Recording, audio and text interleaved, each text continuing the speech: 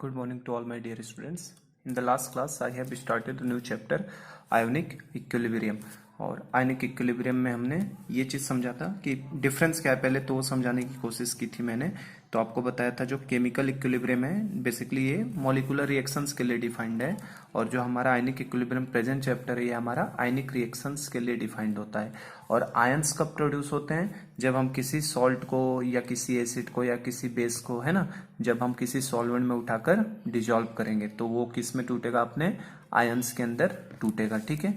और हमेशा ये चैप्टर आयनिक इक्विलिब्रियम आयंस तभी प्रोड्यूस होंगे जब वो सॉल्वेंट में जाएगा, मतलब ये हमेशा एक्वस फेज में चैप्टर चलेगा। मतलब ये चैप्टर पूरा पानी में है, ये समझ लो, है ना, कि एक्वस फेज में ही ये पूरा का पूरा चैप्टर हमारा चलने वाला है। ठीक है। तो बेटा डेफिनेशन क्या थी आयनिक इक्विलिब्रियम की? Equilibrium established between dissociated parts and undissociated part is known as ionic equilibrium. ये डिसोसिएटेड पार्ट है और ये क्या है? उस सब्सटेंस का अनडिसोसिएटेड पार्ट। अनडिसोसिएटेड पार्ट देखो एक्वस क्यों लिखा जा रहा है? क्योंकि वो हमेशा एक्वस फेज में ही आयंस प्रोड्यूस होते हैं। ठीक है ना, तो ये ध्यान रखिएगा। तो अभी तो हम लोग स्टार्टिंग में एक्वस एक्वस लिख रहे हैं, बाद में एक्वस हटा भी दिया अगर कहीं तो हमें ये मान के चलना है कि ये एक्वस सॉल्यूशन के अंदर ही हो रहा है। ठीक है। तो ये अनडिसोसिएटेड पार्ट है और ये जैसे ही ब्रेक हुआ अपने आयंस में टूटा तो डिसोसिएटेड पार्ट और अनडिसोसिएटेड पार्ट में एक इक्विलिब्रियम स्टैब्लिश होता है। इसी को हम लोग क्या बोलते हैं? Ionic equilibrium. ठीक है। तो ये हमने डिफाइन किया था। उसके बाद हमने पढ़ा था कि सब्सटेंस का क्लासिफिकेशन, किस क्लासिफिकेशन ऑफ सब्सटेंस क्या है। तो दो तरीके के पढ़े, एक इलेक्ट्रोलाइट पढ़ा हमने और दूसरा नॉन इलेक्ट्रोलाइट। इलेक्ट्रोलाइट वो होते हैं जो अपने कंपोनेंट आयंस में क्या हो जाते हैं? डिसोसिएट हो जाते हैं ना, डिसोसिएट इनटू कंपोनेंट आयंस, अपने आयंस में टूटेंगे। जैसे फॉर एग्जांपल अब टूटने के लिए बॉन्ड का नेचर अगर पूछ ले तो कैसा होना चाहिए? या तो आयनिक बॉन्ड हो उनके अंदर या फिर पोलर कोवेलेंट बॉन्ड हो, तभी वो अपने आयंस के अंदर टूटेंगे। ठीक है बेटा। चलो, तो इस तरीके से हमने ये देख लिए थे। जैसे NaCl आयनिक बॉन्ड है, MgCl2 में भी, HCl H2 इन सब में क्या है? Polar covalent bond. और नॉन इलेक्ट्रोलाइट्स कौन से होते थे? ऐसे सब्सटेंस जो डिसोसिएट नहीं होते हैं तो उनको हम लोग बोलते हैं नॉन इलेक्ट्रोलाइट, जिनमें बॉन्ड का नेचर कैसा रहता है? Non polar covalent bond. जैसे यूरिया हो गया, ग्लूकोज हो गया, सुक्रोज हो गया, ये कभी भी टूटने वाले नहीं है। और हमने पढ़ा भी था वन टफ फैक्टर, अगर याद हो सॉल्यूशन चैप्टर में, तो नॉन इलेक्ट्रोलाइट का वन टफ फैक्टर 1 लेते थे और इलेक्ट्रोलाइट के लिए वन टफ फैक्टर कभी भी 1 के बराबर नहीं आता है, 1 से ज्यादा ही आएगा। जैसे ये 2 आयंस में टूटा पूरी तरह से तो 2 देगा। HCl पूरी तरह से 100% डिसोसिएस हो गया, अगर अल्फा इसका 100% हो गया तो 2 देगा, और 100% से कम रहेगा तो थोड़ी वैल्यू क्या हो सकती है? 1 से तो बड़ी ही रहेगी ना, 1 से लेकर 2 के बीच में कोई भी वैल्यू हो सकती है। तो हमें प्रेजेंट चैप्टर में क्या पढ़ना है? इलेक्ट्रोलाइट्स जो एक से ज्यादा आयंस में टूटेंगे, इनको हमें पढ़ना नहीं है क्योंकि आयंस में नहीं टूटेंगे। फिर क्लासिफिकेशन ऑफ इलेक्ट्रोलाइट्स पे आ गए थे हम लोग। तो इलेक्ट्रोलाइट्स का क्लासिफिकेशन किसके बेसिस पे किया जाता है बेटा? डिग्री ऑफ डिसोसिएशन पे। और डिग्री ऑफ डिसोसिएशन के बेसिस पे 2 तरीके के क्लासिफाई किए थे। कौन कौन से? स्ट्रॉन्ग इलेक्ट्रोलाइट होता है और दूसरा वीक इलेक्ट्रोलाइट होता है। ठीक है, स्ट्रॉन्ग एंड वीक। तो अब इसमें स्ट्रॉन्ग इलेक्ट्रोलाइट में क्या ध्यान रखना था? ऐसा इलेक्ट्रोलाइट जो 100% आयोनाइज्ड हो जाता है, जिसके अल्फा की वैल्यू कितनी हो जाती हो? 1 हो जाती हो। ठीक है। तो जैसे AB अगर एक स्ट्रॉन्ग इलेक्ट्रोलाइट है तो A+B- में 100% टूटेगा। तो 2 स्टेप ये हर क्वेश्चंस के अंदर फिक्स है, इस चैप्टर में ध्यान रखिएगा। जब भी हम किसी सॉल्ट को या किसी एसिड बेस को डालेंगे ये 2 स्टेप हर टॉपिक के अंदर इसमें फिक्स है, लगाना ही लगाना है हमें। ठीक है। T बराबर 0 पे है, कंसंट्रेशन कितना मान लिया? C। A+ कुछ नहीं रहेगा, B+ कुछ नहीं। ये स्ट्रॉन्ग इलेक्ट्रोलाइट है तो 100% कंप्लीट होगा, मतलब इसके अल्फा की वैल्यू क्या आएगी? 1 आएगी। नहीं तो जनरली अल्फा की वैल्यू क्या होती है? 0 से लेके 1 के बीच में होनी चाहिए। ठीक है। तो अगर 100% टूट गया तो एंड में ये कुछ नहीं बचेगा, इसका कंसंट्रेशन C, इसका कंसंट्रेशन भी C। ठीक है। और एग्जाम्पल इसके स्ट्रॉन्ग इलेक्ट्रोलाइट हमको ध्यान रखने हैं जो बताए थे मैंने ना, कौन कौन से स्ट्रॉन्ग इलेक्ट्रोलाइट्स ध्यान रखने हैं आपको बेटा? स्ट्रॉन्ग एसिड में 6 एसिड्स होते हैं अपने पास, HClO4, HNO3 एंड H2SO4, और 3 हाइड्रा एसिड्स आते हैं, HI, HBr और HCl। ये 6 हमारे क्या है? स्ट्रॉन्ग। इनके अलावा जो भी एसिड दिखाई देगा वो स्ट्रॉन्ग नहीं है, कैसा होगा? Week acid. स्ट्रॉन्ग बेस की बात करो तो NaOH, KOH, RbOH, CSOH, ये तो हो गए 4 ग्रुप 1 से, और ये ग्रुप 2 के कैल्शियम, स्ट्रोंशियम और बेरियम वाले। ठीक है। इंपॉर्टेंट जो है H2SO4 बार बार आएगा, HCl बार बार आएगा, NaOH बार बार आएगा, KOH बार बार, उनको मैंने हाईलाइट कर दिया था। और जितने भी सॉल्ट्स होते हैं बेटा, हर सॉल्ट्स किस कैटेगरी में आता है? स्ट्रॉन्ग इलेक्ट्रोलाइट में। हर सॉल्ट किस कैटेगरी में है? स्ट्रॉन्ग, क्योंकि ये 100% टूटता है। आप NaCl को, नमक को उठा के पानी में डालोगे ना तो 100% टूटेगा। तो चार तरीके के सॉल्ट्स हमें पढ़ने होते हैं। एक स्ट्रॉन्ग एसिड स्ट्रॉन्ग बेस का सॉल्ट होता है, एक वीक एसिड स्ट्रॉन्ग बेस का salt, strong acid weak base का salt, weak acid weak base का सॉल्ट। ठीक है ना, तो ये मैंने समझा दिया था आपको किससे किससे मिलके ये बने होते हैं। ठीक है, चलिए उसके बाद हमने वीक इलेक्ट्रोलाइट पढ़ा था। तो वीक इलेक्ट्रोलाइट कैसे होते हैं? वीक इलेक्ट्रोलाइट वो होते हैं जो नेग्लिजिबली डिसोसिएट होते हैं ना। तो नेग्लिजिबली डिसोसिएट होने का मतलब कभी भी 100% आयोनाइजेशन नहीं होगा और उनका अल्फा हमेशा 1 से छोटा होगा और वो हमेशा क्या रहेगा? अननोन, जो हमें फाइंड आउट करना रहता है जनरली क्वेश्चंस में। और अगर अब ए बी वीक इलेक्ट्रोलाइट है तो ए प्लस बी माइनस में टूटेगा, लेकिन 100% नहीं टूटेगा। तो यहाँ पे क्या होगा? कुछ समय के बाद एक हमें इक्विलिब्रियम अचीव होगा, तो इसको इक्विलिब्रियम एरो से हमने दिखाया है। तो टी बराबर 0 पे सी, और कुछ समय के बाद इक्विलिब्रियम जब आएगा तो ये क्या हो जाता है? C minus C alpha. Second step हमेशा रिएक्टेंट साइड का सी माइनस सी अल्फा ही लिखना है। प्रोडक्ट साइड में जैसा कोएफिशिएंट रहेगा उस हिसाब से आप डिसाइड करेंगे। और ये भी मैं बता दूं तो ये हमेशा 1:1 में ही चलता है इस चैप्टर में, क्योंकि अगर आपको मान लो AB2 भी रहता ना तो 2 स्टेप में टूटता है, एक ही स्टेप में पूरी तरह से नहीं टूटता है, ध्यान रखना, आगे आएगा समझ में ये चीज। तो ये सी माइनस सी अल्फा लिखना है रिएक्टेंट साइड, प्रोडक्ट में क्या आएगा? सी अल्फा, इसका कितना? C alpha. अब क्या क्या हमको ध्यान रखना है वीक एसिड के लिए? तो वीक एसिड कौन कौन से होते हैं? उन 6 एसिड्स को छोड़ के जितने एसिड आपको दिखाई देंगे सब क्या होते हैं? Week. HClO3, HClO2, HClO, H2SO3, H2SO5, HF ध्यान रखना है ना, HF, HCl, HBr और HI तो क्या थे? स्ट्रॉन्ग। HF क्या है? वीक। HNO2, जितने भी all organic acids without any exception, हर ऑर्गेनिक एसिड किस कैटेगरी में आता है? वीक एसिड में। जैसे H2CO3, H2S, CH3COH, SCHO, है ना, फॉर्मिक एसिड, एस्टिक एसिड, है ना, बेंजोइक एसिड। और वीक बेस की बात करो तो जितने भी अमोनिया या उसके डेरिवेटिव हैं सब किस कैटेगरी में आते हैं? वीक बेस में। तो अमोनिया को जनरली NH3 बोलते हैं, लेकिन इस चैप्टर में NH3 को वाटर में हमेशा डालना ही है चैप्टर में अंदर, तो जैसे डालोगे तो NH3 को हम NH4OH बोलेंगे। ठीक है ना, अमोनियम हाइड्रोक्साइड। और मैंने बताया था जितने इसके भी ऑल डेरिवेटिव का मतलब क्या? इसके डेरिवेटिव बनाना है तो क्या करोगे? इसका हाइड्रोजन हटाओ और उसकी जगह पे कोई ग्रुप ऐड कर दो। जैसे CH3 लगा दोगे तो आप मिथाइलेविन, तो ये भी एक वीक बेस है। NH2 लगा दोगे तो हाइड्रोजन वीक बेस है। फिनाइल लगा दोगे मतलब C6H5 लगा दोगे तो ये एनिलीन, ये भी वीक बेस है। ठीक है बेटा, थोड़ा रिवाइज बस मैं करवा देता हूँ फटाफट, क्योंकि थोड़ा सा चैप्टर की अंडरस्टैंडिंग हमें लेके चलनी है ना, चीजें पीछे से रिवाइज कराते हुए मैं चलूंगा हर लेक्चर में। तो देखो थियरीज रिलेटेड, क्योंकि फर्स्ट लेक्चर था इसलिए थोड़ा टाइम ले रहा हूं मैं फिर से एक बार समझाने में। Theories related to acid base, तो एसिड बेस से रिलेटेड अब हमें थियरी पढ़नी है। तो उसमें एक थियरी हमने पढ़ा था कौन सा? आर्रेनियस एसिड बेस थियरी।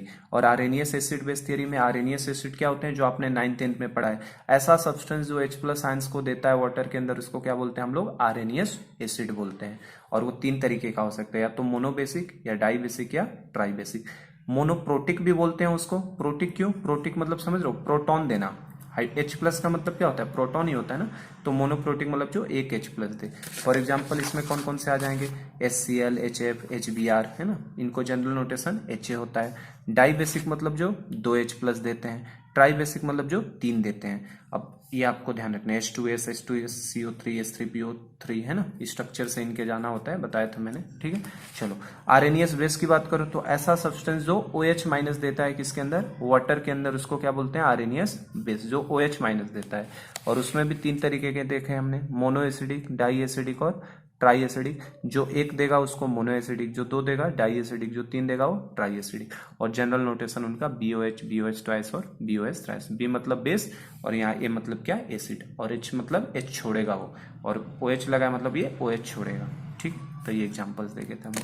चलो, तो ये हमने यहाँ तक बेटा कर लिया था। 2 थियरी हमने फर्स्ट थियरी हमने कर ली थी। फर्स्ट थियरी हमने केवल अभी कौन सा किया था? आर्रेनियस एसिड बेस थियरी। तो आज हम लोग सेकेंड थियरी स्टार्ट करते हैं इसका। और जो सेकंड थियरी है वो है Bronsted Lowry theory. Second theory is Bronsted Lowry, है ना, दो ब्रॉन्स्टेड लोअरी थियरी। तो this is our second theory. पहला हमने देख लिया ना, आर्रेनियस एसिड बेस थियरी, जो आपने पढ़ा होगा 9th-10th में थोड़ा सा, वही था। जो H+ देता है वो एसिड, जो OH- देता है वो बेस। अब ब्रॉन्स्टेड लोअरी थियरी, ये भी बहुत, ब्रॉन्स्टेड लोअरी थियरी भी बहुत काफी इजी है। देखो ये भी कुछ नहीं कहता, ये थियरी बस सिंपल सा हमें ये कहती है जो H+ डोनर होते हैं उनको एसिड बोल देंगे, और जो H+ एक्सेप्टर होते हैं उनको बेस बोल देते हैं। तो सिंपल सा थियरी है बेटा, एक लाइन का ये बस, केवल ये थियरी हमें बस इतना बोलती है, according to this theory, according to this theory H plus donor, according to this theory, H plus donor are acids. इस theory के हिसाब से H plus donor are acids and H plus acceptors are base. बस simple सा यही कहता है ये ब्रोंस्टेड लोरी थ्योरी, यही कहता है कि जो H प्लस को डोनेट करेगा, जो H प्लस डोनर होंगे, जो लोग H प्लस को देंगे उनको हम क्या बोलेंगे, एसिड, और जो H प्लस को एक्सेप्ट करेंगे उनको हम क्या बोलेंगे, बेस। ठीक है बेटा, तो ये सिंपल सा एकदम से थियरी, इस थियरी में कुछ टफ नहीं है, उसने बस इतना कह दिया जो H प्लस डोनर है उनको एसिड बोल दो, जो H प्लस एक्सेप्टर है उनको बेस बोल दो। ठीक है, और फॉर एग्जांपल जैसे इसके ऊपर एग्जांपल की बात करें तो आपको पता है अमोनिया NH3 होता है, तो देखो अमोनिया अगर NH3 की बात करोगे तो आर्रेनियस एसिड बेस थियरी के हिसाब से अगर आप जाओ तो अमोनिया को किस कैटेगरी में लोगे, आर्रेनियस एसिड में कि आर्रेनियस बेस में। अमोनिया के अंदर H निकल भी नहीं सकता और अमोनिया OH भी नहीं निकालता, तो अमोनिया किसके बेसिस पे डिफाइन किया जाता है, ब्रोंस्टेड लोरी थियरी ने डिफाइन किया था कि अमोनिया जो होता है क्या होता है, बेस। कैसे, देखो NH3 को, अमोनिया को जब वाटर से रिएक्ट करा दिया जाता है तो वाटर से रिएक्ट करने पे अमोनिया क्या करता है, अमोनिया वाटर का एक H प्लस ले लेता है और H प्लस लेके खुद क्या बन जाता है, NH4 प्लस, और यहाँ से क्या वाटर क्या छोड़ देता है, OH माइनस आयन को। ठीक है, तो इस देखो इस अमोनिया ने क्या किया, इस अमोनिया ने H2O का एक H प्लस एक्सेप्ट कर लिया, तो अगर H प्लस एक्सेप्ट कर लिया तो अमोनिया हमारे लिए कैसे बिहेव कर रहा है, बेस की तरह। तो कैसे बिहेव करेगा, बेस की तरह, क्योंकि इसने क्या किया है, एक्सेप्ट, इसने H प्लस को क्या किया, एक्सेप्ट किया। और H2O को देखो तो H2O ने एक H प्लस निकाल के इसको दे दिया, मतलब खुद एक H प्लस निकाला है इसने। तो अगर H प्लस डोनर है, ये निकालेगा तभी तो OH में कन्वर्ट हुआ है, तो अगर इसने निकाला है तो ये खुद कैसे बिहेव करेगा, एसिड की तरह, क्योंकि इसने डोनेट H प्लस, इसने H प्लस को क्या किया है, डोनेट किया है। तो वाटर देखो यहाँ पे एसिड की तरह बिहेव करेगा, अमोनिया कैसे बिहेव कर रहा है, बेस की तरह। समझे बात को।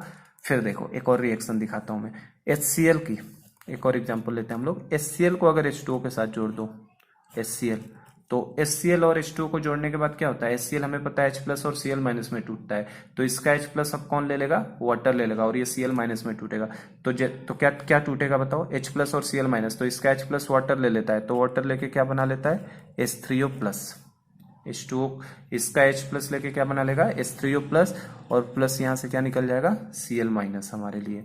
तो अब देखो बेटा अब क्या हो गया, अब HCl ने क्या किया, HCl हमें पता है ये एसिड ही होता है, HCl ने क्या किया, H प्लस को डोनर है, H प्लस डोनर है, इसने अपना H प्लस निकाल के किस में कन्वर्ट हुआ, Cl माइनस में। इसका मतलब HCl खुद यहाँ पे कैसे बिहेव कर रहा है, एसिड की तरह। HCl कैसे बिहेव कर रहा है, एसिड की तरह।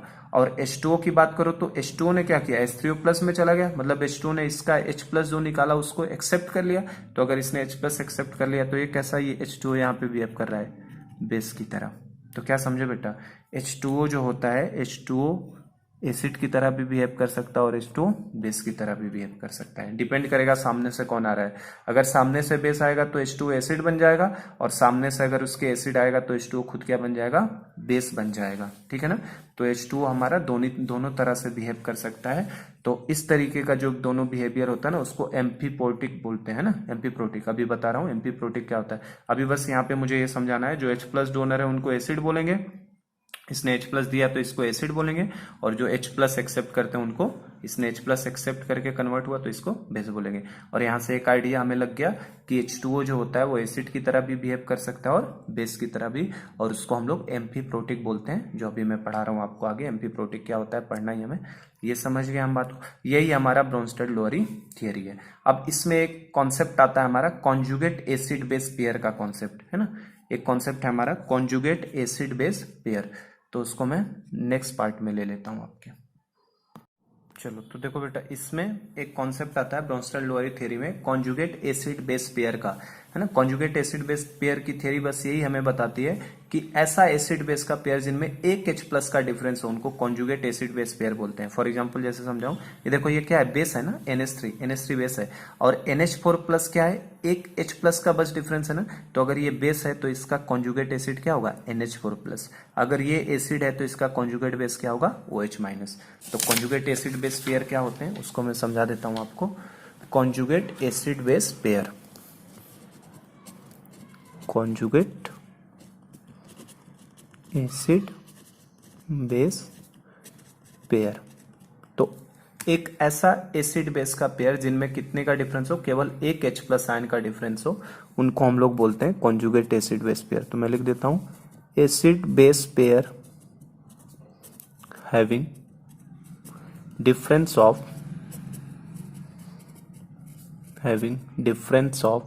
1 H plus ion, acid base pair having difference of 1 H plus ion is known as conjugate acid base pair,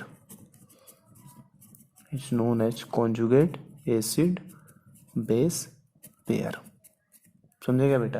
एक ऐसा पेयर, एसिड बेस का ऐसा पेयर जिनमें केवल एक H प्लस आयन का डिफरेंस हो। कितने का डिफरेंस हो? डिफरेंस ऑफ केवल एक H प्लस का डिफरेंस हो। उस तरीके के पेयर को हम लोग क्या बोलते हैं? कॉन्जुगेट एसिड बेस पेयर बोला जाता है। ठीक है, मतलब क्या समझे हम लोग? अगर हमें पता है एसिड है और एसिड का कोई हमसे पूछे कि कॉन्जुगेट बेस बताइए क्या होगा, एसिड का कॉन्जुगेट बेस बताइए क्या होगा, तो एसिड के अंदर से अगर आपने एक H प्लस को निकाल दिया बेटा, एसिड तो H प्लस निकालते हैं ना, तो अगर एसिड से एक H प्लस को निकाल दोगे तो जो चीज हमें मिलेगी उसे क्या बोला जाएगा? उसका कॉन्जुगेट बेस, जिसको हम लोग जनरली Cb लिखेंगे अभी। ठीक है ना, Cb, बार बार कॉन्जुगेट बेस नहीं लिखेंगे। और अगर आपके पास कोई बेस हो और बेस से मान लो कॉन्जुगेट एसिड में जाना है तो क्या करेंगे? कोई बेस है और उसका कोई पूछे कि उस बेस का कॉन्जुगेट एसिड बताइए, तो मैंने बता दिया एसिड बेस का ऐसा पेयर जिनमें केवल एक H प्लस का डिफरेंस हो। तो अगर एसिड ने अपना एक H प्लस निकाला तो जो चीज मिलेगी उसे क्या बोला जाएगा? उसका कॉन्जुगेट बेस। और अगर बेस ने एक H प्लस ले लिया, बेस क्या करेगा? बेस H प्लस को एक्सेप्ट करता है। तो अगर बेस ने एक H प्लस एक्सेप्ट कर लिया तो जो भी चीज मिलेगी, इन दोनों में एक H प्लस का डिफरेंस है, इन दोनों में भी एक ही H प्लस का डिफरेंस है, तो इन दोनों को ही क्या बोलते हैं? Conjugate acid base pair. तो इसे हम लोग क्या बोलेंगे? Conjugate acid. ठीक है, तो जो अभी मैंने ये एग्जांपल लिया था ना, ये एग्जांपल NH3 वाला, इस एग्जांपल को मैं फिर से समझा देता हूँ आपको। यहाँ पे अभी हमने देखा था कॉन्जुगेट एसिड बेस का पेयर, मैं बता देता हूँ कैसे। जैसे NH3 था और NH3 H2O से जब जुड़ा था तो ज्वाइंट होने के बाद क्या किया था? इसका H प्लस लेके खुद किस में कन्वर्ट हुआ था? NH4 प्लस में, और H2O किस में कन्वर्ट हो गया था? OH माइनस में। ठीक है बेटा, तो देखो ये हमारे लिए क्या होता था? NH3 ने एक H प्लस इससे लिया था तो इसे हम लोग क्या बोल रहे थे? बेस बोल रहे थे। ये इसका बेस है। तो अगर कोई पूछे इसका कॉन्जुगेट एसिड बताओ, तो कॉन्जुगेट एसिड क्या होगा? बेस ने अगर एक H प्लस ले लिया तो जो भी चीज बनेगी वो उसका क्या होगा? Conjugate acid. देखो इसको घेर देता हूं बॉक्स में, ये हमें ध्यान रखना है बस। ठीक है, तो देखो अगर ये बेस है और इसके साथ एक H प्लस के डिफरेंस पे कौन सी चीज पड़ी हुई दिखाई दे रही है? इसके अंदर आपको यही दिखाई दे रहा है, इससे एक H प्लस के डिफरेंस पे। तो एक H प्लस के डिफरेंस पे जो भी पेयर दिखाई देंगे, अगर ये बेस है तो ये NH4 प्लस उसका क्या हो जाएगा? Conjugate acid. क्या हो जाएगा? Conjugate acid. क्योंकि बेस ने अगर H प्लस को ले लिया, H प्लस को, तो किस में चला जाता है? कॉन्जुगेट एसिड में। तो ये दोनों एक एसिड बेस का पेयर कहलाएंगे। तो मैं यहाँ पे लिख देता हूँ, तो हमारे लिए NH3 और NH4 प्लस कोई पूछे तो क्या बोलेंगे? एक कॉन्जुगेट एसिड बेस पेयर है ये दोनों एक दूसरे के क्या है? Conjugate acid base pair. ठीक है, और अगर ये बेस था तो H2O हमारे लिए क्या था? सामने से एसिड था ना, क्योंकि इसने H प्लस छोड़ा था। अभी देखो ना, यहाँ बताया था ना मैंने, ये बेस है, ये एसिड है, ये यहाँ पे ये एसिड था तो ये बेस था। ठीक है, तो H2O क्या है? एसिड है। और एसिड में से इसने H प्लस निकाला है क्या? तो अगर इसने अपना H प्लस निकाला है तो ये एसिड खुद था, तो एसिड से किस में चला जाएगा? कॉन्जुगेट बेस में। तो इसका मतलब OH माइनस क्या है? कॉन्जुगेट बेस है। तो देखो NH3 का कॉन्जुगेट एसिड NH4 प्लस है और H2O का कॉन्जुगेट बेस क्या है? OH minus. तो एक पेयर और हमें मिल गया यहाँ पे। एक पेयर कौन सा मिला? H2O का OH माइनस के साथ। तो ये देखो ये हमारे लिए क्या है? एसिड बेस पेयर है। ये एसिड बेस पेयर, ये भी कॉन्जुगेट एसिड बेस पेयर है। समझे क्या बात को? और HCl वाले भी एग्जांपल से समझा देता हूँ मैं। इसी तरह से HCl में आप बताओ क्या होना चाहिए? HCl plus H2O। तो अभी हम लोग क्लास में, लाइव क्लासेस में रहते तो मैं आपसे एक पेयर पूछता इसके अंदर। तो HCl जब H2O को हम करते हैं तो क्या होता है? HCl तो H प्लस निकालेगा क्योंकि एसिड है, और ये H प्लस कौन लेगा? H2O। तो H2O लेके किस में खुद कन्वर्ट होता है? H3O प्लस में, और क्या निकलेगा? Cl minus. तो अब मैं पूछूं इसमें बताओ, HCl तो क्या हमारे लिए? एसिड है बेटा। HCl क्या है? एसिड। और H2O यहाँ पे क्या है? बेस। बताइए हमें, अभी बताया था मैंने। HCl एसिड है और H2O क्या है, बेस। अब HCl एसिड है, एसिड में से एक H प्लस निकलेगा तो क्या मिलेगा, कॉन्जुगेट बेस। तो इस HCl से एक H प्लस निकालने के बाद क्या बनेगा, Cl माइनस। ये इसमें कहाँ है, Cl माइनस ये, इसका मतलब ये क्या है, हमारा कॉन्जुगेट बेस है। किसका है कॉन्जुगेट बेस, इस एसिड का, ठीक है। और अगर ये बेस है तो बेस ने H प्लस लिया होगा, इसका H प्लस लिया और H प्लस लेके किस में कन्वर्ट हुआ है, H3O प्लस में। इसका मतलब ये क्या है, कॉन्जुगेट एसिड है। तो ये इसका कॉन्जुगेट एसिड है और ये इस एसिड का कॉन्जुगेट बेस है, समझे क्या। तो HCl एसिड है तो इसका conjugate base Cl minus, H2O base है तो इसका conjugate acid H3O plus. Acid में से H प्लस निकालोगे तो कॉन्जुगेट बेस मिलता है और बेस में H प्लस दोगे तो कॉन्जुगेट एसिड मिलता है, बस इतना ध्यान रखो। और पेयर बना सकते हो क्या, बोलो क्या क्या पेयर बनेगा। HCl का पेयर किसके साथ, HCl किसके साथ, Cl माइनस, तो ये कॉन्जुगेट एसिड बेस पेयर हो गया।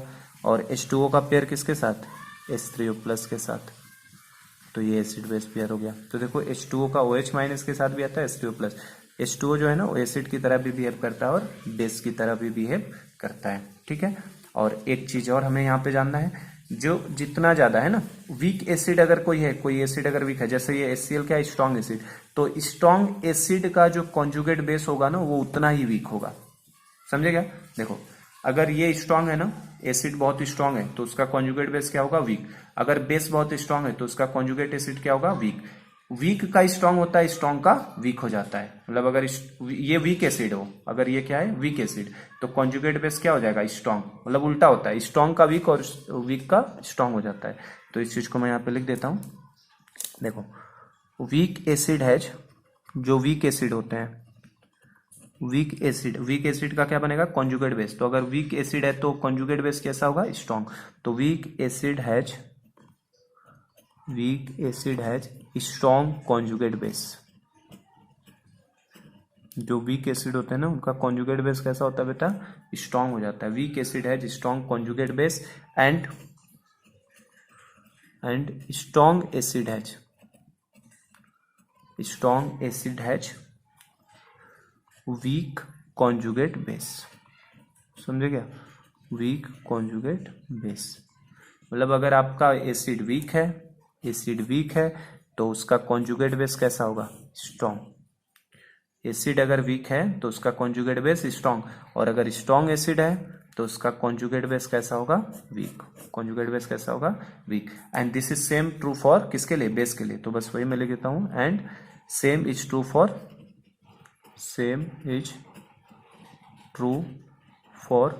बेस ऑल्सो, ठीक है बेटा। बेस के लिए भी यही बात सही है कि वीक, जैसे अगर वीक बेस रहेगा तो उसका कॉन्जुगेट एसिड क्या होगा, स्ट्रॉन्ग, और अगर स्ट्रॉन्ग बेस रहेगा तो उसका कॉन्जुगेट एसिड क्या होगा, वीक, ठीक है। तो एक दूसरे के उल्टा होते हैं ना, वीक का स्ट्रॉन्ग हो जाता है, स्ट्रॉन्ग का वीक। तो वीक एसिड का कॉन्जुगेट बेस कैसा रहेगा, स्ट्रॉन्ग रहेगा, ठीक है। तो अगर ये स्ट्रॉन्ग है तो ये वीक, अगर ये बेस स्ट्रॉन्ग है तो उसका कॉन्जुगेट एसिड वीक। तो week acid strong conjugate base. तो अब मैं अगर मान लो यहाँ पे पूछूं HCl क्या है, हमने पढ़ा HCl किस तरीके का एसिड होता है, स्ट्रॉन्ग एसिड। तो अगर ये स्ट्रॉन्ग एसिड है तो Cl माइनस क्या होगा, वीक बेस होगा, ठीक है ना। क्योंकि ये अगर स्ट्रॉन्ग एसिड ले लिया तो उसका कॉन्जुगेट बेस कैसा होता है, वीक। तो अगर ये स्ट्रॉन्ग एसिड है HCl तो Cl माइनस क्या होगा, वीक बेस होगा। जैसे लिख दूं क्या यहाँ पे, देखो लिख ही देता हूँ। जैसे HCl जो है हमारे लिए क्या है, HCl स्ट्रॉन्ग एसिड है, HCl स्ट्रॉन्ग एसिड है। अगर इस स्ट्रॉन्ग एसिड के अंदर से हमने एक H प्लस को निकाल दिया, तो स्ट्रॉन्ग एसिड से एक H प्लस निकालोगे तो क्या मिलेगा, कॉन्जुगेट बेस। तो इसका कॉन्जुगेट बेस क्या मिलेगा, Cl माइनस, ये कॉन्जुगेट बेस है। तो अगर ये हमें पता है कि ये HCl क्या है, स्ट्रॉन्ग एसिड है। तो जब ये Cl माइनस जो इसका कॉन्जुगेट बेस मिलेगा ये कैसा होगा, वीक। तो स्ट्रॉन्ग का वीक होता है और वीक का स्ट्रॉन्ग होता है, ध्यान रखिएगा, ठीक है। और एक पॉइंट और मैं यहाँ पे बताऊंगा, ये आपने ऑर्गेनिक में पढ़ा भी होगा शायद, है ना, कि जो भी एसिड बेस रिएक्शन होती है हमेशा किधर से जाती है, स्ट्रॉन्ग से वीक डायरेक्शन में जाती है। तो उस बात को भी मैं लिख देता हूँ और कुछ क्वेश्चन प्रैक्टिस करवा देता हूँ मैं आपको। एसिड बेस रिएक्शन ऑलवेज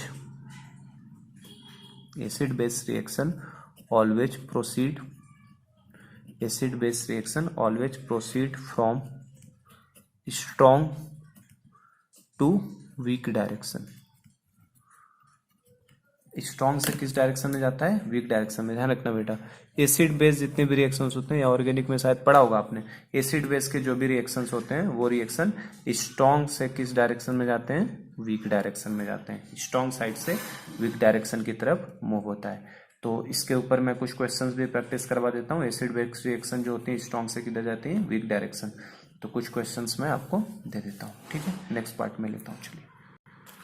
चलो तो बेटा इस कॉन्सेप्ट पे acid base reaction always proceed from strong to weak direction, कुछ क्वेश्चंस मैं प्रैक्टिस करवा देता हूँ आपको, है ना, किस तरीके से क्वेश्चंस हमसे पूछे जा सकते हैं। तो देखिए हम लोग लिख लेते हैं, predict the direction of reaction, predict the direction of reaction. या हमसे ये पूछ सकता है which of the following reaction is possible, या which of the following reaction is not possible. तो हमसे जैसे predict the direction of reaction दे रहा है। अब उसमें रिएक्शंस देखो बेटा कौन कौन से, जैसे सबसे पहला रिएक्शन मान लो Na2CO3 प्लस H2SO4, ठीक है ना।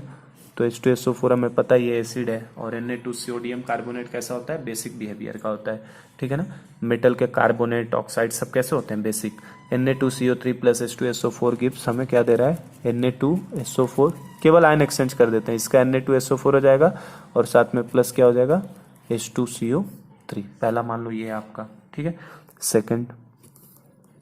सेकंड दे रहा है मान लो हमें HCOONA प्लस CH3COH, ठीक है।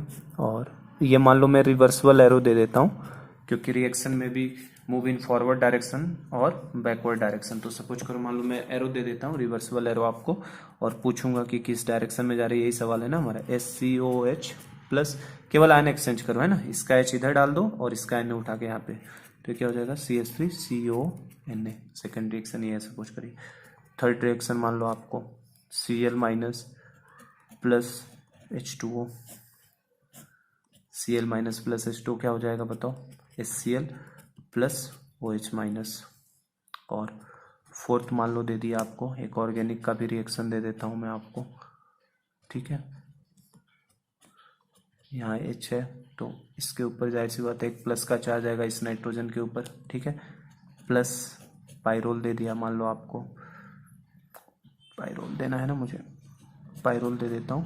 ये देखो आप, नाइट्रोजन है, ये लोन पेयर नाइट्रोजन पे रहता है, ये पता ही है आपको, है ना।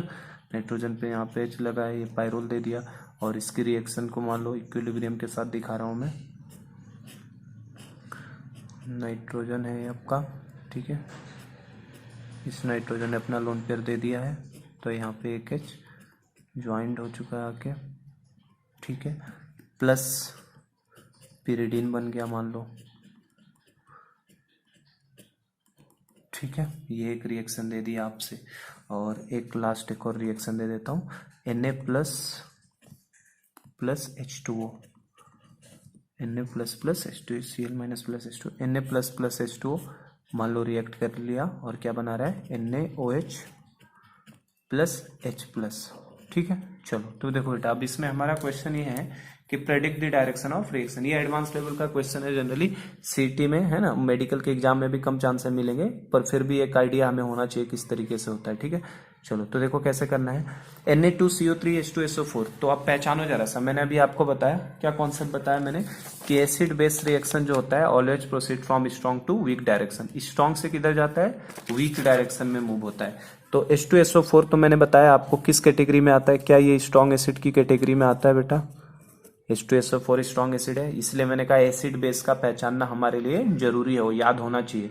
तो H2SO4 कैसा है, स्ट्रॉन्ग एसिड है, ये H2SO4 हमारे लिए स्ट्रॉन्ग एसिड है। और H2CO3 कैसा एसिड है, इसको बताओ। स्ट्रॉन्ग एसिड में कौन कौन से थे, HClO4, H2SO4, HNO3, HI, HBr और HCl, ये 6 ही थे, ठीक है ना। H2CO3 किस में आता है, वीक एसिड में। देखो जरा सा बेटा, क्या हम लोग स्ट्रॉन्ग एसिड के डायरेक्शन से वीक एसिड के डायरेक्शन में जा रहे हैं, तो क्या इस रिएक्शन का हमसे पूछा है predict the direction of reaction, तो क्या हम बोलेंगे कि फॉरवर्ड में जाएगा, ये रिएक्शन सामने ही जाने वाला है, क्योंकि स्ट्रॉन्ग से किस में कन्वर्ट हो रहे हैं, वीक में। तो this reaction will proceed in forward direction. तो ये तो रिएक्शन दिया हुआ जो रिएक्शन है क्या है, पॉसिबल है, स्ट्रॉन्ग एसिड से किस में जा रहे हैं, वीक एसिड के अंदर जा रहे हैं। एक और आइडिया दूं, जैसे देखो ये स्ट्रॉन्ग एसिड है, तो ये स्ट्रॉन्ग एसिड से H जब निकलता है तो क्या बनता है उसका कॉन्जुगेट बेस। तो इसका कॉन्जुगेट बेस पहचान सकते हो, इसका क्या होगा, दोनों H निकलेगा सल्फेट और सल्फेट सोडियम ले लिया, तो क्या हम लोग ये इसका कॉन्जुगेट बेस भी बोल सकते हैं क्या। मान लो इसको स्ट्रॉन्ग एसिड 1 लिख दिया, तो ये इसका कॉन्जुगेट बेस क्या हो गया, 1 हो गया कॉन्जुगेट बेस, ठीक है ना। तो अगर चूंकि ये स्ट्रॉन्ग एसिड है तो इसका कॉन्जुगेट बेस कैसा होगा, वीक। मैंने अभी बताया था जो कॉन्सेप्ट उससे, अगर एसिड स्ट्रॉन्ग है तो उसका बेस कैसा होगा, वीक। अच्छा, और अगर ये वीक एसिड है तो इस वीक एसिड का दोनों एच हटाओ तो देखो ये कार्बोनेट आयन यहाँ पे आएगा। तो अगर ये एसिड है तो ये उसका क्या हो जाएगा, इस एसिड को मान लो नाम हमने दे दिया 2, तो इस एसिड में से एच निकालने के बाद जो बना है ये क्या है, इसका कॉन्जुगेट बेस। तो इसको मान लो हमने 2 दिया था, तो इसको क्या लिख दिया, कॉन्जुगेट बेस। तो चूंकि ये वीक है तो ये कैसा हो जाएगा, स्ट्रॉन्ग। ठीक है बेटा, तो ओवरऑल डायरेक्शन क्या दिख रहा है, स्ट्रॉन्ग साइड से किधर जा रहे हैं हम लोग, वीक साइड में, ठीक है ना। तो स्ट्रॉन्ग से वीक में जाते हैं तो रिएक्शन फेवरेबल होती है, मतलब ये रिएक्शन किधर जाएगी, फॉरवर्ड आएगी। इसीलिए एसिड बेस की पहचान होना जरूरी है कि एसिड स्ट्रॉन्ग है कि वीक है, इसलिए मैंने कहा था याद रखना पड़ेगा आपको। तो H2SO4 स्ट्रॉन्ग एसिड है तो इसका कॉन्जुगेट जो बेस बनेगा वो कैसा होगा, कॉन्जुगेट बेस वीक होगा। चूंकि H2CO3 वीक एसिड है तो इसका जो कॉन्जुगेट बेस बनेगा वो कैसा होगा, स्ट्रॉन्ग होगा। तो क्या हम स्ट्रॉन्ग डायरेक्शन से वीक डायरेक्शन में जा रहे हैं, इसका मतलब रिएक्शन किधर जाएगी, फॉरवर्ड डायरेक्शन में, ठीक है। अच्छा, अब पहचानो जरा इनमें से किसको पहचान सकते हो, क्या CH3COH को पहचान सकते हो, ऑर्गेनिक एसिड है। और ऑर्गेनिक एसिड तो मैंने बता ही दिया आपको हमेशा कैसा होता है, वीक नेचर का। तो कैसा एसिड है, वीक एसिड है। और ये वीक एसिड है, और ये भी देखो ये भी किस कैटेगरी में आता है, फॉर्मिक एसिड भी वीक एसिड की कैटेगरी में आता है।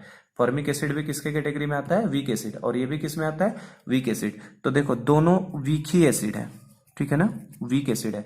अब अगर आप ऑर्गेनिक केमिस्ट्री का थोड़ा आइडिया हो तो ऑर्गेनिक केमिस्ट्री में कैसे डिसाइड करते हो आप, पीके की वैल्यू के ऊपर। ये देखो ये पढ़ाया गया होगा आपको, है ना। पीके की वैल्यू से डिसाइड करते हो कि कौन सा एसिड ज्यादा अच्छा होगा, कौन सा खराब होगा। जिसके पीके की वैल्यू ज्यादा होती है, जिसके पीके की वैल्यू ज्यादा होती है उसकी वो एसिडिक कैरेक्टर कैसा होता है, कम होता है। ये ऑर्गेनिक में पढ़ा होगा। जिसका पीके, ये ऑर्गेनिक से रिलेटेड प्रॉब्लम है, जनरली कम देखने को मिलेगा, फिर भी एक आइडिया हमें होना चाहिए किस तरीके से हो रहा है। जिसका पीके ज्यादा होता है उसका एसिड कैरेक्टर क्या होता है, कम। और पीके की वैल्यू अगर नहीं दिया होता है तो कैसे कंपेयर करते हो, +m -m +i -i, GOC में वो सब पढ़ाया होगा एसिड बेस निकालने का तरीका।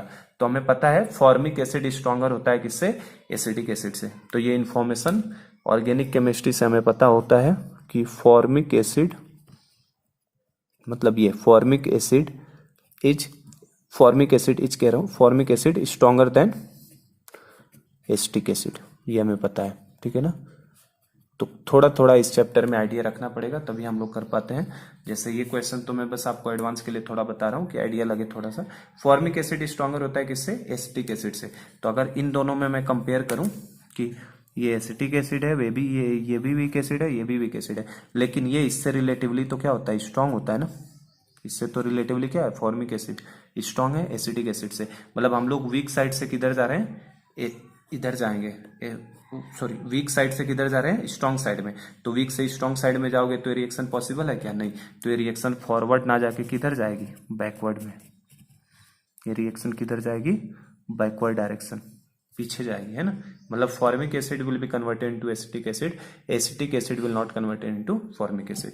तो बैकवर्ड में जाएगी। या अगर हमको एक इरिवर्सिबल एरो, केवल सिंगल एरो दिया होता और पूछता क्या रिएक्शन पॉसिबल है, तो हमारा आंसर होता no, this reaction is not possible. इसमें आ जाओ, इसमें देखो, इसमें क्या होगा, HCl को तो हमें बारे में इसमें आइडिया लगाओ। देखो HCl के बारे में पता है, HCl कैसा एसिड है, स्ट्रॉन्ग एसिड। HCl कैसा है, स्ट्रॉन्ग एसिड।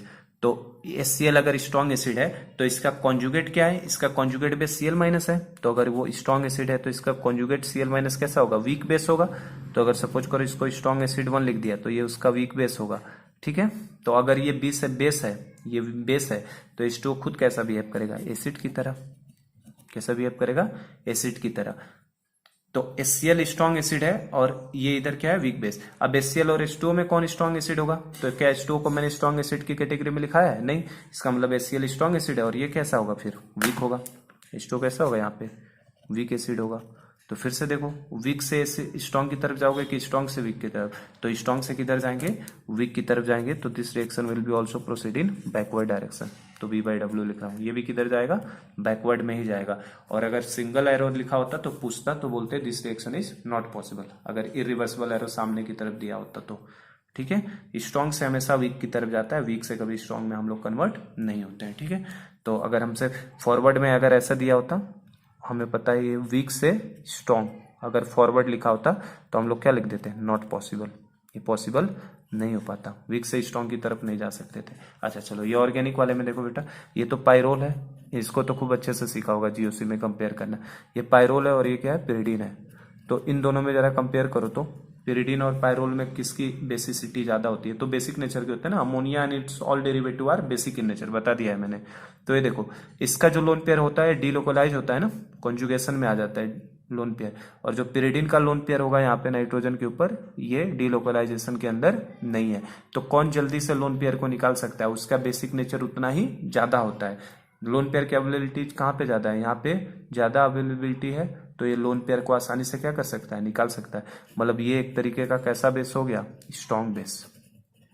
अगर ये जल्दी से निकालेगा तो एक ऐसा बेस होगा स्ट्रॉन्ग बेस। और अगर इसने अपने लोन पेयर को निकाला बेटा, तो पता ही चल रहा होगा आपको, एरोमेटिसिटी खत्म कर देगा अपना। और दूसरी बात, निकालना डिफिकल्ट है क्योंकि ये कॉन्जुगेशन में है ना, इसके साथ लोन पेयर कॉन्जुगेशन में है, तो ये कैसा बेस है हमारे लिए, वीक बेस होगा, क्योंकि ये जल्दी लोन पेयर को अपने नहीं देगा। जो जितनी जल्दी लोन पेयर देता है उतना अच्छा बेस होता है। तो ये हमारे लिए वीक बेस है, और ये कैसा है, स्ट्रॉन्ग बेस। तो डायरेक्शन किधर से होगी बेटा, हमेशा स्ट्रॉन्ग से वीक की तरफ, मतलब इस साइड से इधर जाएंगे। तो इस रिएक्शन का भी आंसर क्या होगा, बैकवर्ड डायरेक्शन। ये रिएक्शन भी किधर प्रोसीड करेगी, हमसे डायरेक्शन पूछा है तो ये भी किधर जाएगी, बैकवर्ड डायरेक्शन। ठीक है, और अगर सामने का एरो दिया होता तो बोलते this reaction is not possible. तो आइडिया लग रहा होगा कैसे हो रहा है। और एक ये वाला भी देख लो, लास्ट वाला। तो NaOH के बारे में हमें पता है, NaOH कैसा होता है बेटा, स्ट्रॉन्ग बेस होता है। स्ट्रॉन्ग बेस की कैटेगरी में लिखा है मैंने, ध्यान हो तो। ये कैसा है, स्ट्रॉन्ग बेस। तो अगर ये स्ट्रॉन्ग बेस है तो इसका ये, अगर ये स्ट्रॉन्ग बेस है तो इसका जो कॉन्जुगेट होगा, ये कॉन्जुगेट है ना, तो ये कॉन्जुगेट एसिड होगा। और कॉन्जुगेट एसिड, मान लो इसको स्ट्रॉन्ग बेस 1 लिखा है, तो कॉन्जुगेट एसिड 1 ये कैसा होगा, कॉन्जुगेट एसिड इसका वीक होगा ना। अगर ये स्ट्रॉन्ग बेस है तो कॉन्जुगेट एसिड कैसा होगा, वीक। और अगर ये एसिड की तरह बिहेव कर रहा है तो H2O को मजबूरी में किसकी तरह बिहेव करना पड़ेगा, बेस की तरह। कैसे बिहेव करेगा, बेस की तरह। ठीक है, यहाँ पे देखो, यहाँ पे H2O एसिड की तरह बिहेव कर गया था, है ना। वो आइडिया मैंने बता दिया कैसे लगाना है। सामने बेस आएगा तो एसिड बन जाएगा, और सामने अगर एसिड आएगा तो क्या बन जाएगा, बेस। तो चूंकि एक कॉन्जुगेट एसिड है तो H2O यहाँ पे कैसे बिहेव करेगा, बेस की तरह। तो अब देखो जरा सा, अगर ये स्ट्रॉन्ग बेस है, NaOH के बारे में हमें पता है स्ट्रॉन्ग बेस है, और इसके बारे में H2O क्या बोलोगे, H2O को कैसा बेस लोगे, तो H2O को वीक बेस ही लेना पड़ेगा ना हमें। जैसे यहाँ पे HCl स्ट्रॉन्ग एसिड था तो H2O कैसा था, वीक एसिड हो गया था। यहाँ पे NaOH स्ट्रॉन्ग बेस है तो इस साइड का जो बेस है वो कैसा हो जाएगा, वीक हो जाएगा ना। H2O क्या है, वीक बेस है। ठीक है, तो अगर ये वीक बेस है तो इसमें भी देख सकते हो, डायरेक्शन जरा डिसाइड करो, डायरेक्शन क्या होगा। ये देखो, वीक है और ये स्ट्रॉन्ग है, तो स्ट्रॉन्ग से वीक की तरफ जाता है, मतलब this reaction will be also proceed in backward direction. तो ये रिएक्शन भी किधर जाने वाली है, बैकवर्ड डायरेक्शन में जाने वाली है। ये भी बैकवर्ड में, ये वाला भी बैकवर्ड में, और केवल पहला वाला किधर जा रहा था, फॉरवर्ड में। बाकी ये भी बैकवर्ड में ही जा रही थी रिएक्शन। ठीक है, अब एक चीज यहाँ से सीखने को हमें मिलती है ना, एक चीज बताने का मकसद था मेरा, example number 3 and example number 5 से, जो हम लोग सॉल्ट हाइड्रोलिसिस पढ़ेंगे इसी चैप्टर में आगे, उसका आइडिया मैं यहीं से देता हूँ। हाइड्रोलिसिस का आइडिया कि जो भी काउंटर आयन होते हैं किसके, स्ट्रॉन्ग एसिड के या स्ट्रॉन्ग बेस के। जैसे ये स्ट्रॉन्ग एसिड है, ये इसका स्ट्रॉन्ग बेस है, तो स्ट्रॉन्ग एसिड या स्ट्रॉन्ग बेस का काउंटर आयन, इसका काउंटर आयन क्या है, Cl-, इसका काउंटर आयन क्या है, Na+। तो जो भी काउंटर आयन होते हैं स्ट्रॉन्ग एसिड या स्ट्रॉन्ग बेस के, वो कभी भी वाटर के साथ रिएक्ट नहीं कर सकते। देखो, ये रिएक्शन फॉरवर्ड नहीं जा रही थी, किधर जा रही, बैकवर्ड। ये रिएक्शन फॉरवर्ड नहीं जा रही थी, किधर जा रही थी, बैकवर्ड। तो क्या कंक्लूजन होता है, कोई भी स्ट्रॉन्ग एसिड हो या कोई भी स्ट्रॉन्ग बेस हो, उनका जो काउंटर आयन होता है, जैसे इसका काउंटर आयन Cl-, NaOH का काउंटर आयन Na+, तो जो भी काउंटर आयन होते हैं वो कभी भी H2O के साथ रिएक्ट नहीं करते हैं। और यही हाइड्रोलिसिस का कॉन्सेप्ट है, मैं सिखाऊंगा उसको। हम लोग हाइड्रोलिसिस जब डिस्कस करेंगे ना, तो कभी भी जो काउंटर आयन होते हैं स्ट्रॉन्ग एसिड या स्ट्रॉन्ग बेस के, जो काउंटर आयन होते हैं ना, वो कभी भी हाइड्रोलिसिस में पार्टिसिपेट नहीं करते हैं। सब बताने का मेन थीम यही था मेरा, कि एक पॉइंट मैं बता सकूं आपको, हाइड्रोलिसिस में भी लिखवाऊंगा, स्ट्रॉन्ग एसिड या स्ट्रॉन्ग बेस का कभी भी काउंटर आयन जो होते हैं, जैसे HCl का Cl-, NaOH का Na+, उनको कभी भी जैसे अगर HBr रहता तो यहाँ पे क्या रहता Br माइनस। तो जो भी हमारे स्ट्रॉन्ग एसिड या स्ट्रॉन्ग बेस के काउंटर आयन होते हैं उनका कभी भी हाइड्रोलिसिस नहीं होता। इट मीन्स वो कभी भी H2O के साथ रिएक्ट नहीं करते हैं। रिएक्शन किधर जा रही थी, बैकवर्ड में। तो ध्यान रखना इस चीज को। तो यहाँ मैं लिखवा देता हूँ इसे नीचे, ये चीज ध्यान रखिएगा। ये हम लोग हाइड्रोलिसिस में पढ़ेंगे, जब हाइड्रोलिसिस में पढ़ाऊंगा आगे इसी चैप्टर में। तो मैं यहाँ पे लिख देता हूँ काउंटर आयन ऑफ, ये नोट करके मतलब इंफॉर्मेशन के तौर पे ध्यान रखिएगा, इंपॉर्टेंट है ये चीज। यहाँ पे बस ये चीज समझना था हमें। Counter ions of strong acid, counter ions of strong acid और strong base, counter ions of strong acid और strong base will not react with water, will not, counter ion of strong acid या strong base will not react with water. Water के साथ उनका कभी भी reaction नहीं होता। That is when we discuss, जब हम लोग आगे पढ़ेंगे, that is when we discuss hydrolysis, when we discuss hydrolysis, है ना, हाइड्रोलिसिस इस चैप्टर का एक पार्ट होता है। When we discuss hydrolysis then they will not go for hydrolysis, they will not go for hydrolysis, मतलब उनका हाइड्रोलिसिस होने वाला नहीं है ना, कभी भी उनका हाइड्रोलिसिस हमें दिखाई नहीं देगा। स्ट्रॉन्ग एसिड और स्ट्रॉन्ग बेस के जो काउंटर आयन होते हैं, है ना, will not go for hydrolysis, ध्यान रखिएगा। ठीक है बेटा। हाइड्रोलिसिस क्या होता है, हाइड्रेशन और हाइड्रोलिसिस में बहुत डिफरेंस है। हाइड्रेशन का मतलब क्या होता है, इसको वाटर मॉलिक्यूल चारों तरफ से घेर लेना, और हाइड्रोलिसिस का मतलब होता है वाटर के साथ घेरना भी और रिएक्शन भी कराना। तो घेर तो सकता है, हाइड्रेशन तो हो जाता है, घेर लेगा वाटर, लेकिन हाइड्रोलिसिस नहीं होगा, मतलब वाटर के साथ रिएक्शन इनका नहीं हो सकता काउंटर आयन का। तो ये चीज हमें ध्यान रखना है। अब जो मैं बता रहा था H2 आप देखो एसिड की तरह भी बिहेव करता है और बेस की तरह भी बिहेव करता है, एसिड की तरह बेस की तरह, उसको एम्फीप्रोटिक सब्सटेंस बोलते हैं। तो मैं नेक्स्ट पार्ट में वही एम्फीप्रोटिक सब्सटेंस आपका ले लेता हूँ, नेक्स्ट पार्ट में लेता हूँ। चलो तो बेटा हम लोग एम्फीप्रोटिक सब्सटेंस के बारे में बात कर लेते हैं। एम्फीप्रोटिक क्या होते हैं, कैसे हम लोग डिसाइड करते हैं कि कोई सब्सटेंस एम्फीप्रोटिक है कि नहीं है। तो देखो नेक्स्ट हम लोग हेडिंग डाल लेते हैं एम्फीप्रोटिक सब्सटेंस। एम्फीप्रोटिक सब्सटेंस, ठीक ना। एम्फीप्रोटिक सब्सटेंस, एम्फी मतलब होता है डुअल करना, है ना। प्रोटिक मतलब तो हमारा प्रोटॉन का मतलब H+। तो हम लोग इसमें एम्फीप्रोटिक सब्सटेंस वो होते हैं जो H+ को ले भी सकते हैं और H+ को दे भी सकते हैं ना, दोनों तरीके का बिहेव कर सकते हैं। तो हम लोग यही लिखेंगे सब्सटेंस विच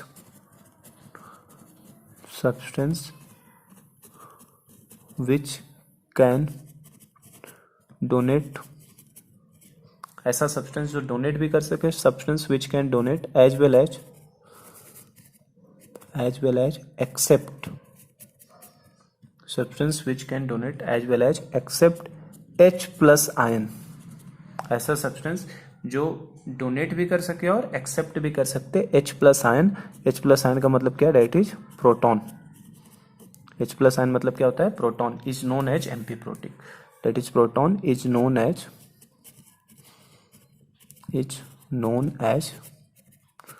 एम्फीप्रोटिक, एम्फीप्रोटिक सब्सटेंस। ठीक है। तो बेटा ऐसा सब्सटेंस, एम्फीप्रोटिक सब्सटेंस कौन से सब्सटेंस होते हैं, ऐसे substance which can donate as well as accept, जो दे भी सके और ले भी सके, जो निकाल भी सके और ले भी सके, दोनों काम कर सके। जैसे फॉर एग्जांपल हमने अभी बताया था, मैंने H2O को बताया था। देखो H2O है, H2O हमारा क्या करता है, H+ को ले लेता है। अगर तो H2O अगर H+ को ले लेगा तो H+ को लेके किस में कन्वर्ट हो जाता है, H3O+ के अंदर। ठीक है। तो इसने H+ को अभी क्या कर लिया, H2O ने एक्सेप्ट कर लिया। अभी मैंने दिखाया था जब NH3 के साथ रिएक्शन कर रहे थे तो H+ दे रहा था, लेकिन जब HCl के साथ इसका रिएक्शन था तो क्या किया था, उसने H+ को लिया था। देखो NH3 के साथ रिएक्शन करते समय तो इसने दे दिया था इसे, लेकिन जब HCl से रिएक्ट किया था तो इसने ले लिया था, और यहाँ पे इसने दे के OH- में गया था। तो H2O H+ के साथ H3O+, या H2O ये भी कर सकता है कि H2O अपना खुद का H+ क्या कर दे, निकाल दे। तो खुद का H+ निकालेगा तो कैसा हो जाएगा, H+ और OH माइनस। तो H प्लस ले भी सकता है और ये H प्लस निकाल भी सकता है, donate as well as accept, दोनों काम कर सकता है। तो H2O जो है, H2O बिहेव एज एम्फीप्रोटिक। तो H2O के बारे में हम लोग यही बोलेंगे, H2O बिहेव एज एम्फीप्रोटिक। समझे क्या बात को बेटा? बिहेव एज एम्फीप्रोटिक, जो मैंने पहले भी बता दिया था आपको। तो H2O जो होता है एम्फीप्रोटिक की तरह बिहेव करता है। क्यों? क्योंकि ये H प्लस ले भी सकता है और निकाल भी सकता है। दूसरे ऐसे कौन से सब्सटेंस हैं जो एम्फीप्रोटिक होते हैं? जो भी हमारे एनायंस होते हैं पॉलीप्रोटिक एसिड के, पॉलीप्रोटिक एसिड मतलब है ना, पहले मैं लिखवा देता हूँ फिर उसको हम लोग समझ ही लेंगे। देखो जितने भी पॉलीप्रोटिक एसिड होते हैं ना, उनके जो एनायंस होते हैं वो भी हमेशा किसकी तरह बिहेव करते हैं? एम्फीप्रोटिक की तरह। तो उस पॉइंट को मैं लिखवा ही देता हूँ आपको। Anions of polyprotic acid, anions of polyprotic acid, polyprotic acid को दिखाने का तरीका होता है HNA। जैसे देखो मोनो बेसिक था या मोनोप्रोटिक था तो HA, डाई था तो क्या होता था? H2A, और ट्राई था तो क्या लिखते थे हम लोग? H3A। तो अगर पॉलीप्रोटिक बोलेगा तो उसको कैसे लिखेंगे हम लोग? HNA से लिखेंगे। तो anions of polyprotic acid containing acidic hydrogen, acidic hydrogen का मतलब बेटा क्या होता है? बताया था मैंने, हाइड्रोजन अटैच्ड विथ, ये केमिकल बॉन्डिंग में मैंने बताया आपको। एसिडिक हाइड्रोजन का मतलब होता है हाइड्रोजन अटैच्ड विथ ग्रुप, एक सेकेंड, हाँ तो बेटा हाइड्रोजन अटैच्ड विथ ग्रुप 16 के साथ या ग्रुप 17 के साथ, है ना। अगर एसिडिक हाइड्रोजन किसको बोलते हैं? ऐसा हाइड्रोजन जो ग्रुप 16 के साथ अटैच्ड हो या ग्रुप 17 के साथ अटैच्ड हो, आर एम्फीप्रोटिक। तो देखो एम्फीप्रोटिक ग्रुप 16 में जनरली हम लोग देखोगे ना, आपको ऑक्सीजन के साथ आएगा या सल्फर के साथ देखने को मिलता है, और ग्रुप 17 में तो कॉमनली हमें क्लोरीन के साथ मिलेगा। जैसे H2SO4 में H2SO4 हो गया, है ना, HClO4 हो गया, HClO3 होगा, उनमें जो भी हाइड्रोजन अटैच्ड है ना, उस हाइड्रोजन को क्या बोलते हैं हम लोग? Acidic hydrogen. तो एसिडिक हाइड्रोजन वो होता है ऐसा हाइड्रोजन जो हाइड्रोजन अटैच्ड विद ग्रुप 16 या 17 के साथ जो अटैच्ड होता है उसको एसिडिक। ये सब इनऑर्गेनिक का पार्ट है, हम लोग पढ़ेंगे डिटेल्स में, बस अभी फिलहाल ये ध्यान रखो। एनायंस ऑफ पॉलीप्रोटिक एसिड जो होती हैं वो किस नेचर के होते हैं? Are amphiprotic. Anions of polyprotic acid किस नेचर के होते हैं? एम्फीप्रोटिक नेचर के होते हैं। अब जैसे इसमें एक एग्जांपल मैं समझा दूं तो और मजा आ जाए, समझ में आ जाएगा कि क्या हो रहा है सर, वो एक्चुअल में हमारे पास। तो देखो एक एग्जांपल लेता हूं मैं, H3PO4 की बात करते हैं। H3PO4 फॉस्फोरिक एसिड ले लिया, तो H3PO4 देखो एक तरीके का पॉलीप्रोटिक एसिड है। क्यों? क्योंकि इसके पास 3 हाइड्रोजन देने की क्षमता है ना, तो इस तरीके का पॉलीप्रोटिक है। ये क्या कर सकता है? ये H3PO4 एक H प्लस निकालेगा। ध्यान रखना एक एक स्टेप में एक H प्लस निकलता है बेटा इस चैप्टर में, है ना। ये नहीं कि एक ही साथ तीनों निकाल देगा। तो H3PO4 अगर एक H प्लस निकालेगा तो किसमें कन्वर्ट हो जाएगा? H2PO4, और इसके ऊपर माइनस का चार्ज आ जाएगा। एक H प्लस अगर इसने निकाला तो, अगर इसने एक H प्लस निकाला तो किसमें कन्वर्ट होगा? H2PO4 माइनस में। क्या और ये H प्लस निकाल सकता है? निकाल सकता है, अभी तो है इसके पास एसिडिक हाइड्रोजन, तो एक H प्लस और निकाला, तो एक H प्लस और निकालेगा तो किसमें कन्वर्ट हो जाएगा? HPO4 के ऊपर 2 माइनस, है ना। जैसे हाइड्रोजन निकलता है माइनस चार्ज बढ़ेगा, HPO4 के ऊपर 2 माइनस। क्या ये अभी और निकाल सकता है क्या? यस, एक और अभी ये निकाल ही सकता है। क्यों? एक और तो है इसके पास हाइड्रोजन, तो ये हाइड्रोजन निकाल देगा तो अब किसमें कन्वर्ट हो जाएगा? PO4 के ऊपर -3, जो फॉस्फेट आयन हम लोग पढ़ते हैं। तो देखो H3PO4 एक एक स्टेप में निकालता है। पहले स्टेप में निकालेगा तो H2PO4 माइनस, अगले स्टेप में निकालेगा तो क्या? HPO4 के ऊपर 2 माइनस, फिर एक स्टेप में निकालेगा तो क्या बना लेगा? PO4 के ऊपर 3 माइनस। अगर मुझसे पूछ ले कि ये कितने सॉल्ट बना सकता था, है ना, कितने सॉल्ट बना सकता था, तो क्या H2PO4 को ये सॉल्ट 1 हम लोग बोल सकते हैं? ये पहला सॉल्ट बनेगा। सॉल्ट बनाने का मतलब क्या है? अगर ये एसिड है तो इसको NaOH के साथ रिएक्ट करा दो, किसी भी बेस के साथ रिएक्ट करा दोगे तो एसिड क्या बनाता है? सॉल्ट। तो क्या ये NaOH के साथ अगर रिएक्ट करता तो क्या ये NaH2PO4 सॉल्ट बना लेता? क्या ये हमारा Na2HPO4 सॉल्ट बना लेता? और क्या ये Na3PO4 सॉल्ट बना लेता? मतलब ये कितने सॉल्ट बना रहा है? सॉल्ट 1 है, और ये क्या हो गया? सॉल्ट 2, और ये कौन सा सॉल्ट बनेगा? Salt number 3। सॉल्ट कब बनेगा? ये एसिड है ना, ये कैसा है? एसिड है ये ना, तो एसिड है, तो एसिड सॉल्ट कब बनाता है? बेस के साथ रिएक्ट करा दो, इसको बेस NaOH के साथ अगर जोड़ दिया जाता बेटा, तो NaOH के साथ जोड़ने के बाद क्या बना देता? OH निकल के NaHPO4 बना लेता। यहाँ पे क्या बन जाता है Na2HPO4 और यहाँ पे क्या बन जाता है Na3PO4। ठीक है ना। तो आई होप कि समझ रहे हैं। सॉल्ट 3 सॉल्ट बना सकता है ये, है ना। 3 एसिडिक हाइड्रोजन है तो इस 3 सॉल्ट भी बना सकता है। जितने एसिडिक हाइड्रोजन होते हैं ना उतने वो सॉल्ट बना सकता है ना। तो देखो, तो इसने कितने बना लिए, कितने सॉल्ट बनाए, 1 2 3 सॉल्ट बना लिए। अब देखो ये जो है H3PO4 क्या ये बेस की तरह कभी बिहेव कर सकता है? नहीं, ये हमेशा बिहेव करेगा किसकी तरह, एसिड की तरह। ये हमेशा कैसा बिहेव करेगा, एसिड, क्योंकि ये केवल H+ को निकालने का काम जानता है, लेने का काम नहीं। केवल ये किसकी तरह बिहेव करेगा, एसिड की तरह। और अगर मैं इसकी बात करूं PO4 3- की, तो ये किसकी तरह बिहेव करेगा, PO4 3-। तो PO4 3- H+ तो अब निकाल नहीं सकता, तो ये केवल लेने का काम करेगा। तो ये केवल किसकी तरह बिहेव करेगा, बेस की तरह। ये बेस की तरह बिहेव करने वाला है। और H3PO4 किसकी तरह, एसिड की तरह। और बीच के जो दोनों हैं, ये वाले बीच वाले दोनों, ये देखो, ये एनायंस ऑफ पॉलीप्रोटिक एसिड जिनके पास एसिडिक हाइड्रोजन हो, ये क्या इस पॉलीप्रोटिक एसिड का ये एनायन है, माइनस चार्ज, ये भी एनायन है, ये भी एनायन है, ये भी एनायन। लेकिन इस एनायन के पास क्या एसिडिक हाइड्रोजन है, नहीं। इन दोनों के पास एसिडिक हाइड्रोजन है क्या, इसके पास 2 है, इसके पास 1 है।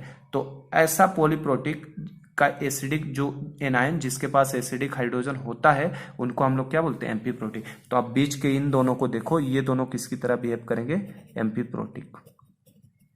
दोनों कैसे बिहेव करेंगे, एम्फी प्रोटिक की तरह। ठीक है ना बेटा। क्यों एम्फी प्रोटिक की तरह करेंगे, देखो इससे H+ निकालने पे ये बना है। क्या ये खुद में से H+ निकाल सकता है, निकाला इसने, देखो इसने H+ निकाला अगर, तो किस में कन्वर्ट हो रहा है, HPO4। लेकिन ये क्या H+ ले भी सकता है क्या, ये H+ ले भी सकता है कि नहीं, माइनस चार्ज है तो एक H+ ले भी सकता है। इसलिए देखो मैंने रिवर्सिबल एरो दे दिया। ये अगर इसने एक H+ ले लिया तो H+ लेके किस में चला जाएगा, H3PO4 में।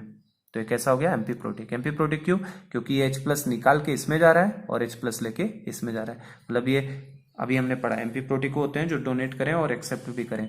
तो जो एनायंस होते हैं पॉलीप्रोटिक के, ऐसे एनायंस जिनके पास एसिडिक हाइड्रोजन मौजूद होता है, वो कैसे होते हैं, एम्फी प्रोटिक। तो इसने H+ निकाला तो इसमें जाएगा और H+ अगर एक्सेप्ट करेगा तो H3PO4 में। इसी तरीके से इसे भी देखो, HPO4 2-, क्या एक H+ निकाल दिया इसने, निकाल लिया। अगर इसको एक H+ मिल जाए तो क्या ये एक H+ वापस लेके इसमें कन्वर्ट हो सकता है क्या, तो देखो ये H+ को ले भी सकता है। तो अगर इसने ले लिया तो किसमें चला जाएगा वापस। तो देखो ये जो दोनों हो गए, कौन कौन से, ये और ये दोनों एनायन कैसे बिहेव करेंगे, एम्फी प्रोटिक की तरह करेंगे। क्योंकि ये लोग H+ को ले भी सकते हैं, ये H+ को निकाल भी सकता है, ये भी H+ ले सकता है, ये H+ को निकाल भी सकता है। लेकिन ये केवल और केवल H+ को, ये केवल क्या कर सकता है, ये केवल H+ को ले सकता है। देखो यहां से क्या करेगा, H+ को ले लेगा, H+ को ले ही सकता है ना, तो लेगा तो क्या बनेगा, बेस। और ये केवल और केवल देखो क्या कर सकता है, H+ को निकाल सकता है। तो ये कैसे बिहेव करेगा, एसिड। आई होप क्लियर हो गया एम्फी प्रोटिक का मतलब, है ना। और एनायंस के कैसे होते हैं एम्फी प्रोटिक। पॉलीप्रोटिक जितने भी होते हैं उनके एनायंस हमेशा किस नेचर के होंगे, हमारे लिए एम्फी प्रोटिक होंगे, क्योंकि वो H+ निकाल भी सकते हैं और वो H+ को ले भी सकते हैं, है ना। ये जैसे ये और ये दोनों। लेकिन ये केवल और केवल H+ निकालेगा, तो ये अगर निकालेगा तो ये कैसा बिहेव करेगा, एसिड की तरह। ये केवल और केवल क्या कर सकता है, H+ को ले सकता है ना। देखो H+ को ले सकता है, इसके आगे एरो नहीं दिया मैंने, वो निकाल ही नहीं पाएगा, इसके पास हमने, है ना। तो ये केवल ले सकता है, तो अगर लेगा तो ये कैसे बिहेव करेगा, बेस की तरह। ठीक है। और एक चीज और बस यहाँ पे ध्यान रखना, है ना, वो भी बता देता हूँ आपको। जो भी HNA टाइप का पॉलीप्रोटिक एसिड होता है, HNA टाइप का जो भी हमारा पॉलीप्रोटिक एसिड है, HNA टाइप के जितने भी पॉलीप्रोटिक एसिड होते हैं, HNA टाइप का पॉलीप्रोटिक एसिड का मतलब इनकी कोई अगर हमसे बेसिसिटी पूछे तो बेसिसिटी कितनी रहेगी, N। कितने होगी, N, क्योंकि इसके पास N हाइड्रोजन है ना निकालने के लिए। तो जितने भी बेटा पॉलीप्रोटिक एसिड होते हैं इनके बारे में ये चीजें ध्यान रखिएगा। अगर हमसे ये पूछे कि ये सॉल्ट कितने बनाएगा, नंबर ऑफ सॉल्ट कितना बना सकता है, ये पॉलीप्रोटिक एसिड के बारे में बात हो रही है। ठीक है, ये पॉलीप्रोटिक एसिड के बारे में बात हो रही है। अगर हमसे पूछ लिया कि ये पॉलीप्रोटिक एसिड कोई है HNA, तो कितने सॉल्ट बना सकता है, तो अब इससे देखो H3PO4 कितने सॉल्ट बना रहा था, 1 2 3। तो सॉल्ट के नंबर उतने ही होंगे जितनी उसकी बेसिसिटी होती है। तो नंबर ऑफ सॉल्ट पूछ ले तो कितना हो जाएगा, N के बराबर ही होगा जितनी बेसिसिटी होगी। अगर हमसे ये पूछ लिया कितने एम्फीप्रोटिक आयन बनाएगा, कितने एम्फीप्रोटिक आयन बनाएगा ये, तो कितने एम्फीप्रोटिक आयन प्रोड्यूस किया है इसने, देखो अगर इसकी 3 थी तो इसने कितने एम्फीप्रोटिक आयन प्रोड्यूस किए हैं? ये एम्फीप्रोटिक था, ये भी एम्फीप्रोटिक, क्या ये वाला एम्फीप्रोटिक है? नहीं। तो जितनी उसकी बेसिसिटी होगी उससे एक कम, मतलब इसका 3 था ना, 3 था, लेकिन एम्फीप्रोटिक आयन तो केवल 2 बनाए, और लास्ट वाला तो हमेशा क्या बनेगा? बेसिक बनेगा। तो एम्फीप्रोटिक आयन का नंबर पूछे तो क्या बोलेंगे? n-1, उससे एक कम, जितना भी रहेगा उससे हमेशा एक कम। और हमसे ये पूछ लिया एसिडिक सॉल्ट कि कितने एसिडिक सॉल्ट बनेंगे। सॉल्ट तो टोटल कितने बनेंगे? 3, 1 2 3। हमसे ये पूछा एसिडिक सॉल्ट कितने बनेंगे, तो ये भी एसिडिक सॉल्ट बनेगा और ये भी एसिडिक सॉल्ट। एसिडिक सॉल्ट का मतलब क्या? जो H निकाल सके, ऐसा सॉल्ट जो H निकाल सके वो एसिडिक सॉल्ट होगा। तो एसिडिक सॉल्ट का मतलब क्या है? बेसिकली एसिडिक सॉल्ट का मीनिंग है हमारे लिए, एसिडिक सॉल्ट का मतलब क्या है हमारे लिए? एसिडिक सॉल्ट मतलब सॉल्ट कंटेनिंग, एक सेकेंड, एसिडिक सॉल्ट का मतलब है, बस हमारे लिए एसिडिक सॉल्ट का मतलब क्या हम लोग बोलेंगे? सॉल्ट, ऐसा salt containing acidic hydrogen, salt containing acidic hydrogen, ऐसा सॉल्ट जिसके पास क्या हो? एसिडिक हाइड्रोजन हो, ऐसे सॉल्ट को बोलेंगे। और उसके भी नंबर आप देख सकते हैं कितने हैं, एक सॉल्ट ये है, एक सॉल्ट ये है, इनके पास एसिडिक हाइड्रोजन है, तो नंबर ऑफ सॉल्ट भी कितने होते हैं? n-1 होंगे। तो कितने हो जाएंगे? n-1। तो कोई HNA टाइप का पॉलीप्रोटिक अगर एसिड है तो उसके टोटल सॉल्ट पूछे तो कितने बनेगा? n बनेगा, जितना नंबर होगा। एम्फीप्रोटिक पूछे तो कितना? n-1 होंगे एम्फीप्रोटिक आयन। और एसिडिक सॉल्ट का नंबर पूछ ले तो एसिडिक सॉल्ट केवल जो एम्फीप्रोटिक होते हैं वही एसिडिक सॉल्ट बना सकते हैं, तो भी कितना होगा? n-1। ठीक है, तो चलो आज तो इतना हमने कर लिया। कल की क्लास में बेटा हम लोग क्वेश्चंस करेंगे, कॉन्जुगेट एसिड और कॉन्जुगेट बेस कुछ लिखने वाले की कैसे उसका कॉन्जुगेट एसिड लिखो और कॉन्जुगेट बेस लिखो।